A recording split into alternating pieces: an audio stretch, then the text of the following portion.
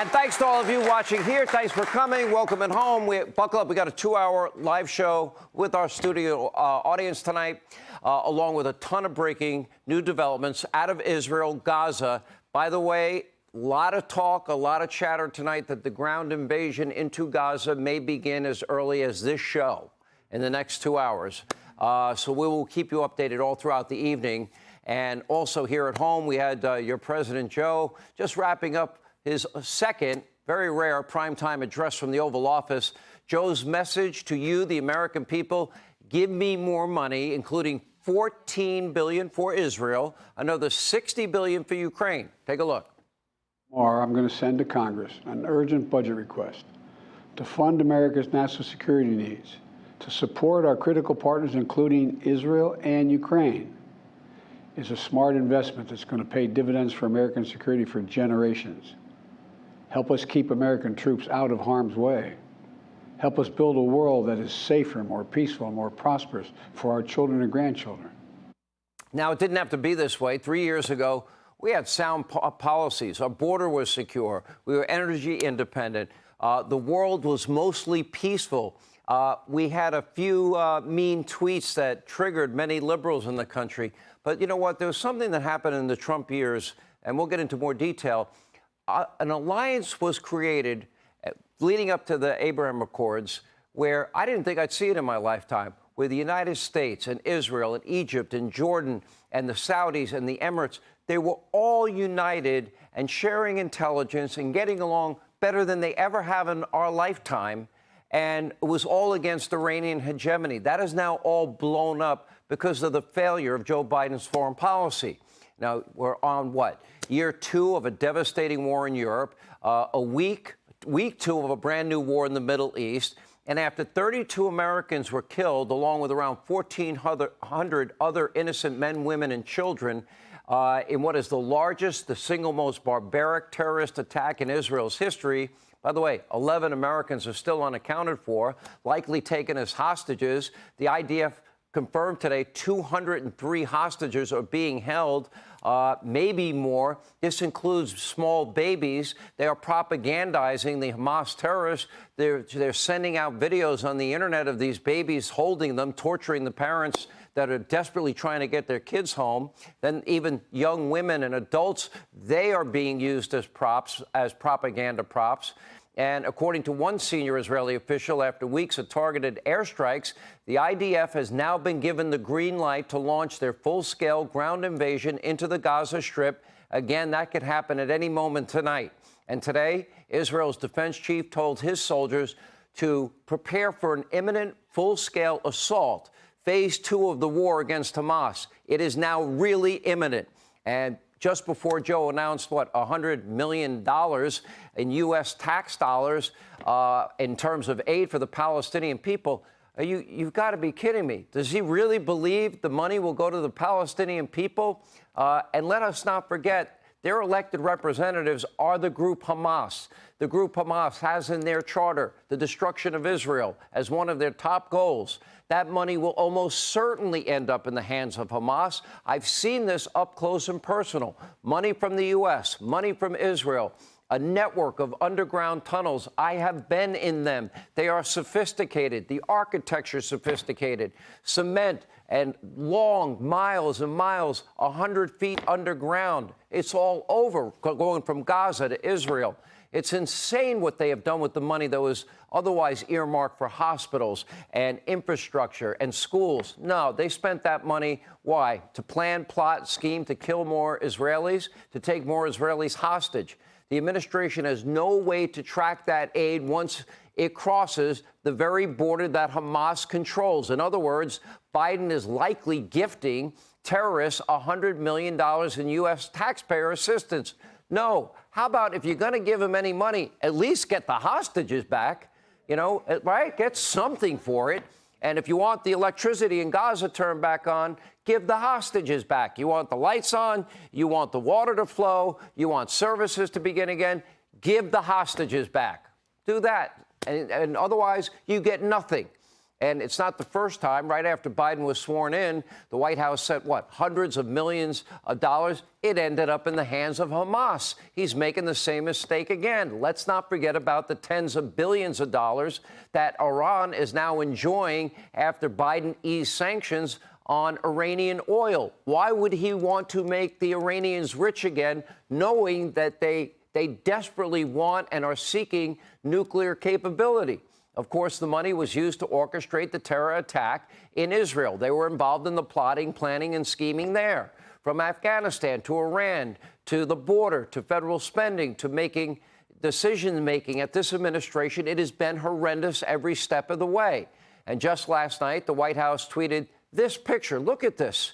You know, how do you make a mistake like this? It's Joe Biden meeting with our U.S. Special Forces. Here's the problem.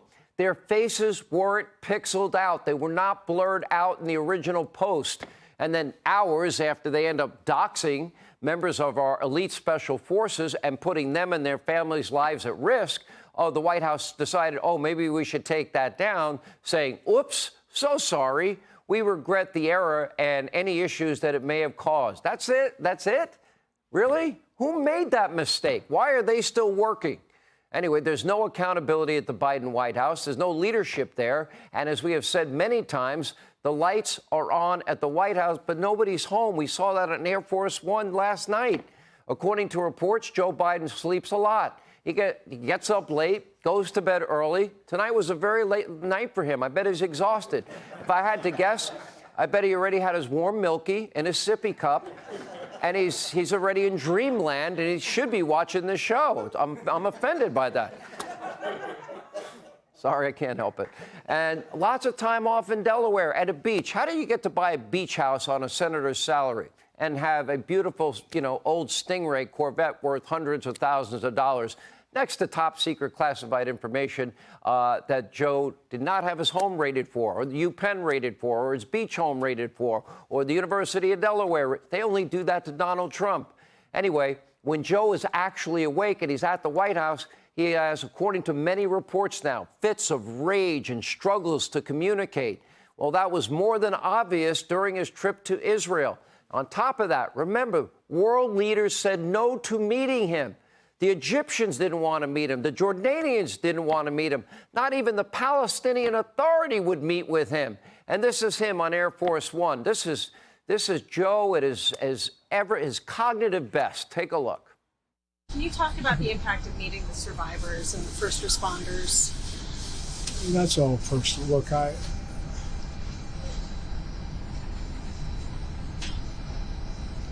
spent an hour and a half about with 17 or 18 before some of them, and I don't know how to say this.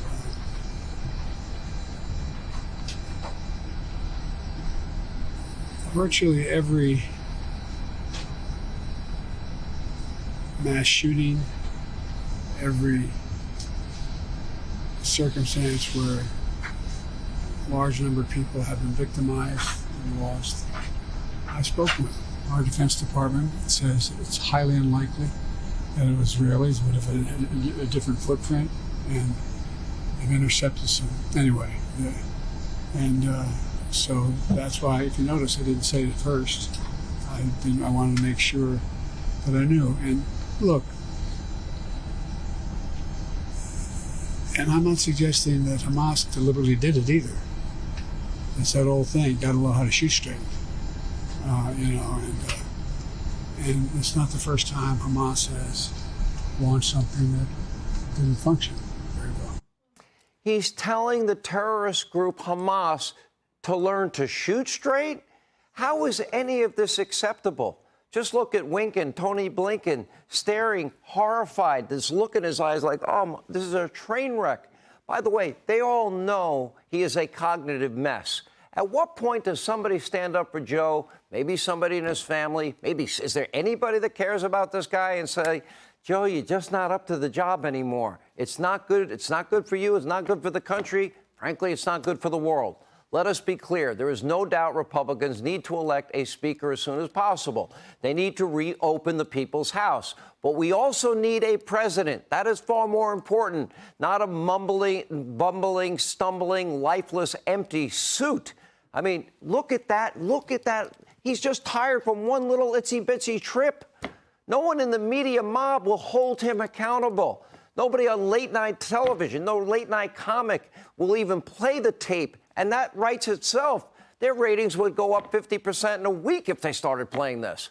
So-called journalists no longer care about truth. Just look at this week. Dozens and dozens of major outlets in this country, ABC, NBC, CBS, fake news CNN, MSDNC, the New York Times, the Washington Post, Bloomberg, every major outlet, the AP, they all push Hamas propaganda on the issue of the hospital being struck by Israel. They got their talking points from the Palestinian press themselves.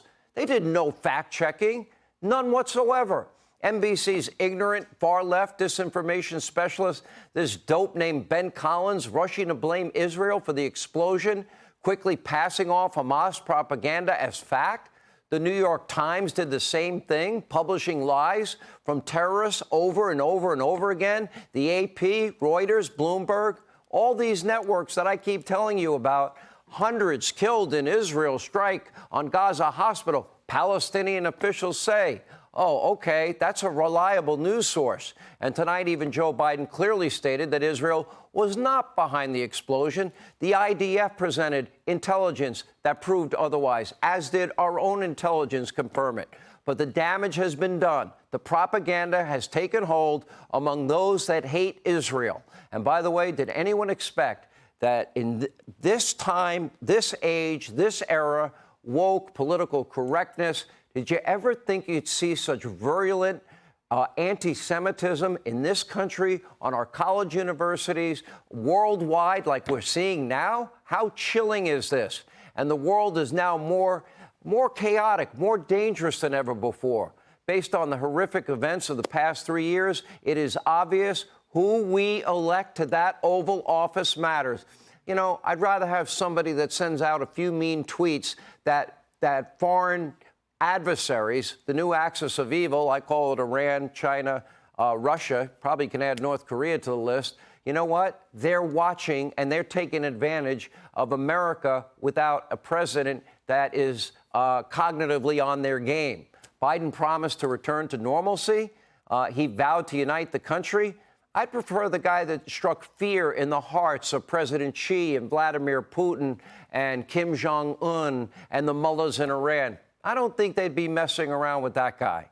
And by the way, it's time for us to restore America's standing on the world stage. The exact opposite is happening, and I did not get any more confidence out of Joe Biden tonight. Everything is worse. Everything's more chaotic. Can you ask yourself, are you better off than you were 4 years ago?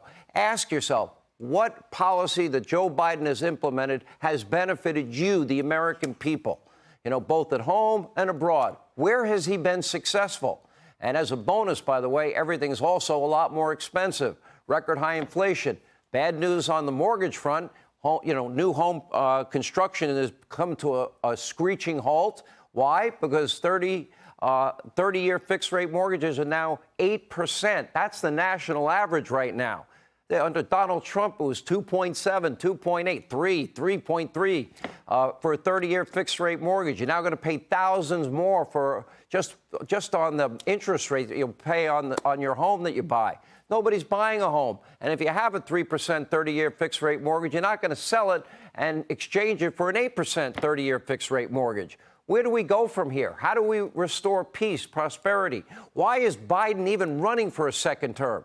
Hey, Sean Hannity here. Hey, click here to subscribe to Fox News YouTube page and catch our hottest interviews and most compelling analysis. You will not get it anywhere else.